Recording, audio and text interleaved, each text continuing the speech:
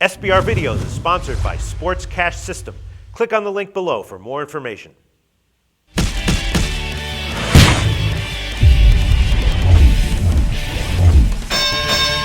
Hi, welcome to SBR Forum Videos. I'm Peter Lojak. This is the Upstone versus the World show. We do this every week with Doug Upstone, where we discuss with him the two articles that he writes about the upcoming NFL card for SBRForum.com. We just got finished discussing his recommended value plays. I like his picks this week. I think he's got at least 2-1. Now we're going to find out what are the three games that Doug recommends we completely ignore 100%. Doug, thanks for being back with us this week.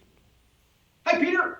Wonderful to be back once again. Getting to the latter stages of October here. Boy, the season's going. And I got three games that will ruin your appetite one way or the other. All right. You could make a great argument for ignoring every single NFL game every week. These lines are so tight. But let's hear your first one. Doug Upstone, go. All right. First game is Buffalo at Miami. Now, as I've mentioned on SBR videos previously, Miami is a bad team when it comes to being a home favorite. Yeah. In the past 11 years, they're 11-33 against the spread. Now, Buffalo, while they pushed Cincinnati to overtime last week, it would take a fair amount of intestinal fortitude to back the Bills with their new starting quarterback, Jeff Lewis, on the road. With a brutal home spread record and the Dolphins' 24th ranked defense, do you really feel comfortable handing out double digits? Conversely, how do you like backing a quarterback with very little experience in his first NFL road game? For me, I'll pass. I think you just talked me off of betting Miami because I so want to bet Miami here, but 8.5, 9.5, 10.5, you can't do that. I think you're absolutely right, Doug Upstone. All right, game to avoid, number two.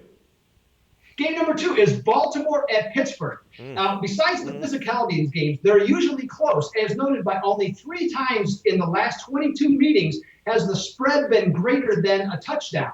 Of these confrontations, 59% or 13 of them have been at 4 points or less, and the favorite is merely 7-5-1 against the spread. Hardly something to wager on.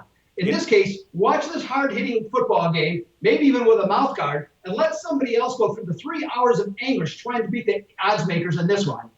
I think you're right again, Doug Upstone. I previewed this game with Stephen O. from EventDataServices.com, and he's a very well-respected NFL opinion as well. But he said that he liked Baltimore here. That's what his algorithm spit out.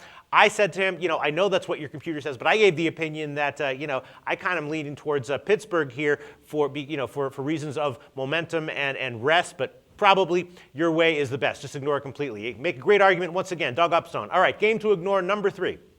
Number 3 is Minnesota at the Giants. Now, while there'll be many games that will be talked about this week, this won't be one of them for this ESPN game between the Vikings and the Giants. The Vikings are not fooling anybody, now having 3 NFL quarterbacks in their roster, and frankly, none of them can play.